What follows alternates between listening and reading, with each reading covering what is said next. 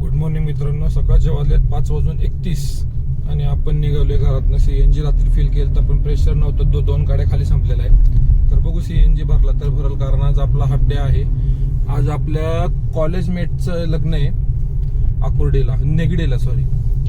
तर 1 वाजताचं लग्न आहे. तर 11 वाजेपर्यंत आपण काम करूया. घरी येऊन नंतर आवरून परत जाता येईल. सगळे मित्र भेटतील आमचे जुने. तर बघूया आज काम किती होते हाफ डे मध्ये. हाफ डे तसं म्हणता येईल, बघूया 10-11 वाजेपर्यंत किती होते. आपल्याला उबेरकडनं राईड भेटली हडपसर मगरपट्टा सिटी काय माहिती, सायबर सिटी असं काहीतरी आलं होतं. 256 किलोमीटर. ठीक आहे, बघतो. पिंपळे सौदागरवरनं जी राईड भेटली ती मगरपट्टा टावर 12. तर ही राईड अशी आहे का, आपल्याला त्यांनी उद्या सुद्धा बोलवलंय सकाळी 5:15 वाजता. तर त्यांचं ऑफिस असते 6:20च्या आधी त्यांना पंचिंग करावं लागतं. तर ठीक आहे ना, आपल्याला मॉर्निंगची एक राईड. आता उद्या माझा ऑफ असतो, पण मी ठीक आहे, राईड आहे तर दिवस कशाला वाया घालवायचा. करेल परत 4 तारखेला एक ऑफ होणार आहे माझा. सो मग तो दिवस आपण भरून काढूया. तर ठीक आहे, आता इथनं आपण बाहेर पडू मगरपट्ट्यापासून. इथनं जर राईड भेटली तर ठीक, आपण स्ट्रेट स्टेशनला जाऊया, कारण आज आपल्याला लवकर काम करायचे. तर 243 आपल्याला दिले. 334 रुपये कस्टमरचं बिल झालं. तर त्यांना ते सांगितलं की एवढे उबेरवाले कट करतात. तर ते पण बोलले ठीक आहे, तुम्हाला मी देते. तर ओके चालेल आपल्याला. आपण इथनं आता बाहेर पडू आणि नंतर मग स्टेशनच्या साईडला जाऊया. आपण आलोय स्टेशन साईडला. स्टेशनला इथं फ्रेश झालो, पण इथं कॅब भरपूर आहेत आज. 41 ते 45 कॅब आहेत. तास दीड तास लागेल माझ्या हिशोबाने. इथं थांबण्यात काही पॉईंट नाहीये. आपण एअरपोर्ट साईडला निघू किंवा ते विश्रांतवाडीच्या साईडला, तिथनं पण राईड पडतात. मला मॉर्निंगला पडतात का नाही हे आता आज गेल्यावरच कळेल, कारण इकडनं जाण्यात काहीच पॉईंट नाही एवढा वेळ थांबण्यामध्ये इथं. कारण आपल्याला लवकर जायचे आज, आणि त्याच्यात जर इथं तास दीड तास थांबलो तर काय मॉर्निंगचं काम होणार नाही आपलं. त्या हिशोबाने आज आपण लवकर निघू. इथनं निघू, जिथं राईड आहे तिथे जाऊ. काय हरकत नाही. एक दिवस 5-10 किलोमीटर गाडी एक्स्ट्रा गेली तर, पण तासभर टाइम घालवण्यापेक्षा किलोमीटर गेलेले परवडत. ते कुठेतरी मॅच तरी करता येतात. तर ठीक आहे, हरकत नाही. बघूया आपण कुठे जातोय. आणि आणखीन एक की आपण डेली निघतोय सकाळी, तर काहीतरी वेगळं करता आलं पाहिजे. कारण मला एका व्हिडिओला कमेंट आली होती कालच्या की डेली तेच होते. थोडंसं काय वेगळं करता येईल, मला काय व्हिडिओमध्ये दाखवता येईल ते जरा तुम्ही सांगा. आपण एक रिव्ह्यू पण व्हिडिओ बनवूया गाडीचा, कारण 15,000 किलोमीटरच्या वर झाले माझं रिव्ह्यू.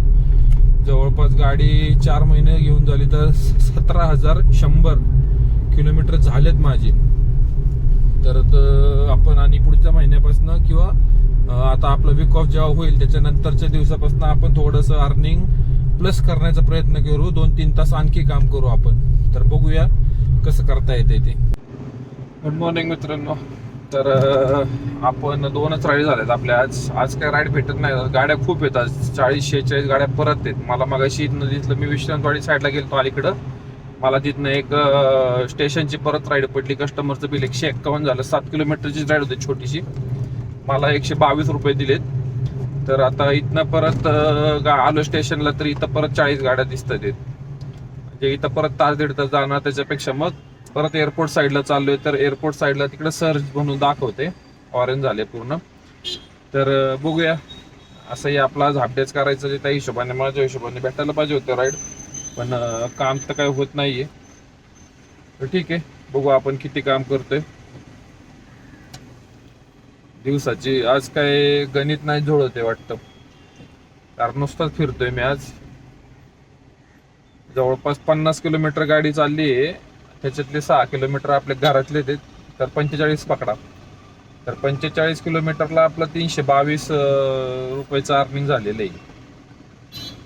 तर नाही ना, म्हणजे राईडच्या हिशोबाने नाहीये. पण ठीक आहे, हे पण दिवस कधी कधी येतात, हरकत नाही. सगळे दिवस काही सारखेच नसतात. पण आपल्याला एक काम चांगलं झालं की आपल्याला एक ट्रिप भेटली आता उद्यासाठी.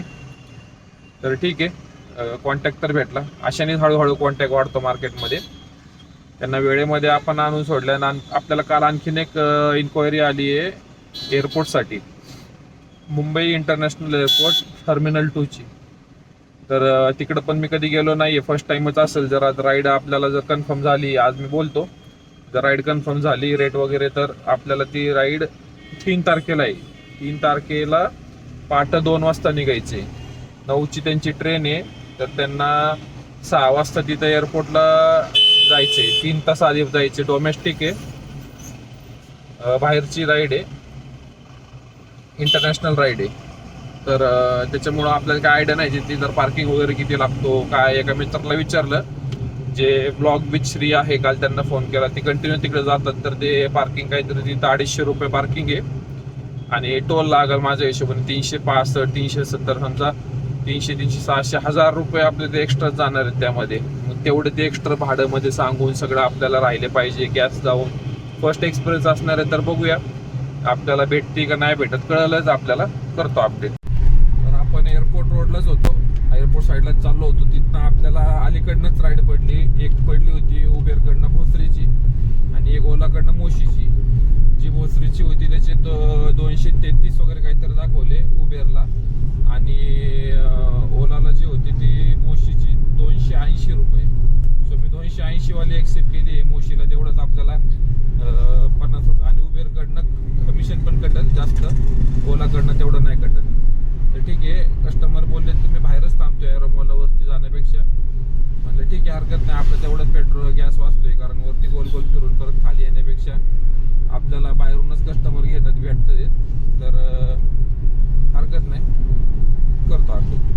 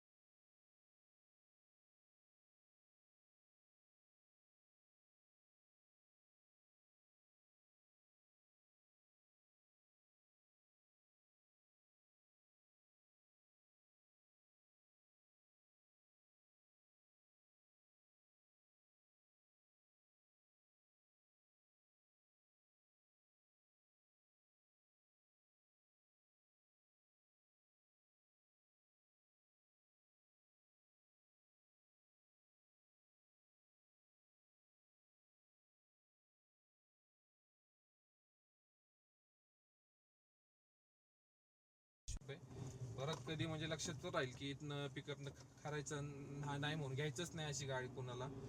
घ्यायचं तर एरोमॉल पासूनच घ्यायचं.